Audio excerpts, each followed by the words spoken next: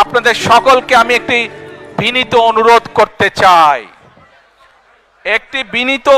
করতে চাই, করব সত্যি?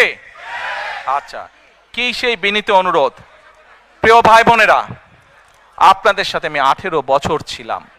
বিভিন্ন সময়ে বিভিন্ন অনুষ্ঠানে অনেক মানুষের সাথে দেখা হয়েছে। আপনাদের সাথে বহু স্মৃতি আমার রয়ে গিয়েছে। আপনাদের সাথে বহু দুঃখ কষ্ট আমি শেয়ার করেছি।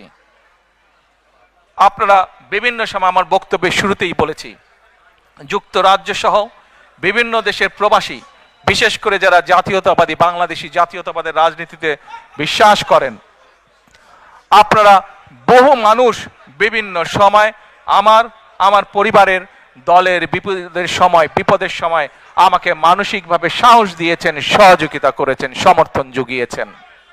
আজকে বিশেষ করে লন্ডনে যারা আছেন, বিশেষ করে তোমরা যারা ইয়াং আছো, ছবি তোলার জন্য পাগল হয়ে যাচ্ছ, প্রত্যেকের কাছে আমার একটি অনুরোধ, 25 তারিখে ইনশাআল্লাহ আপনাদের দয়া আল্লাহর রহমতে আমি দেশে ফিরে যাব। কিন্তু এখানে উপস্থিত, এই ঘরে উপস্থিত প্রত্যেকটি মানুষের কাছে আমার অনুরোধ, দয়া করে কেউ আপনারা এয়ারপোর্টে সেদিন যাবেন না। দয়া করে কেউ আপনারা এয়ারপোর্টে যাবেন না আপনারা, কারণ এয়ারপোর্টে গেলে একটি হট্টগোল তৈরি হবে এবং মানুষ জানবে যে এরা সব বাংলাদেশি, এবং দেশের সুনাম নষ্ট হবে, দলের সুনাম নষ্ট হবে। যারা এয়ারপোর্টে যাবেন না, যারা সেদিন এয়ারপোর্টে যাবেন না, আমার আজকের এই অনুরোধ যারা রাখবেন, আমি ধরে নিব তারা দল এবং সর্বোপরি দেশের সম্মানের প্রতি মর্যাদা রাখবেন।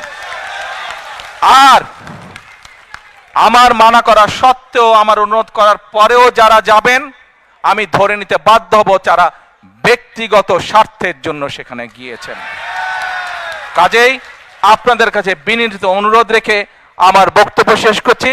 সেই 1.5 মিনিটের ভিডিওটির দেখার অনুরোধ করছি। প্রিয় ভাই বোনেরা, সকলের কাছে দোয়া চেয়ে যাচ্ছি, আপনারা দয়া করে দোয়া করবেন, দেশনেত্রী খালেদা জিয়ার জন্য দোয়া করবেন।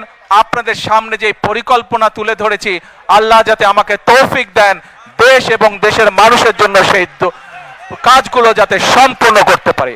আল্লাহ হাফেজ। বাংলাদেশ জিন্দাবাদ, বাংলাদেশ জাতীয়তাবাদী দল জিন্দাবাদ। আসসালামু আলাইকুম।